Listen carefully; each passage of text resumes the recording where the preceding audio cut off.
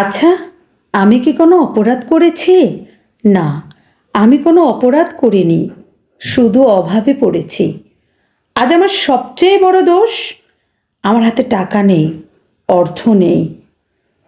এই একটা কারণেই আজ সবাই আমাকে অন্য চোখে দেখে।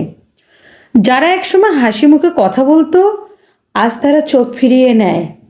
যারা বলতো কিছু লাগলে বলিও, আজ তারা আমার কথা শোনার সময়ও পায় না। আমি কষ্ট পাই টাকার জন্য না, কষ্ট পাই মানুষের বদলে যাওয়া দেখে। কারণ আমি একই তো মানুষ, শুধু আমার সময়টা খারাপ।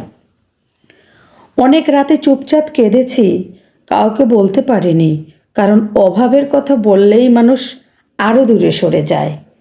তবুও আলহামদুলিল্লাহ, আমি আল্লাহকে ছাড়িনি। মানুষ অবহেলা করেছে, কিন্তু আল্লাহ আমাকে এখনো ভালোবাসে। আসলে আমাকে ভালোবাসার মানুষের অভাব ছিল না। এত ভালোবাসা, মাঝে মাঝে নিজে মুগ্ধ হয়ে যেতাম। ইস, আমি কত মানুষের প্রিয়।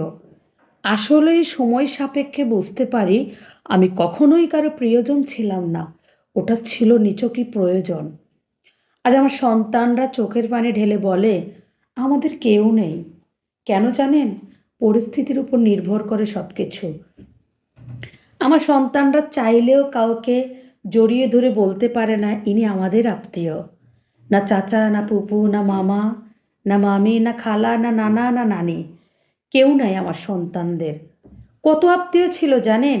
বিয়ে হয়ে আসার পর আমার স্বামীর এত পরিমাণ আত্মীয় ছিল, সবার বাড়িতে যাইতাম আর নিজেকে খুব সৌভাগ্যবতী ভাবতাম যে আসলে কত মানুষের ভালোবাসা পাই।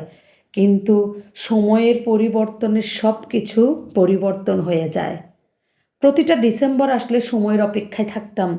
কখন ডিসেম্বর আসবে, কখন বেড়াইতে যাব। এ না, আজ এখানে যাব না তো ওখানে যাব, এখানে যাব না তো ওখানে যাব। এরকম সিদ্ধান্ত নেওয়ার আগে ক্যালেন্ডারে হিসাব করতাম। আর এখন ডিসেম্বর যায়, রমজান যায়, ঈদ যায়, কুরবানির ঈদ যায়, আম কাঁঠালের মৌসুম যায়, কিন্তু আত্মীয়র আর খোঁজ মেলে না। কোনো আত্মীয় নাই। জানেন, মাঝে মাঝে মনে হয় আসমান থেকে টুপ করে পড়েছি। আমার ডাইনে বামে কেউই নাই। এখন মনে হয় সেটা। আগে কখনো এটা ফিল করিনি।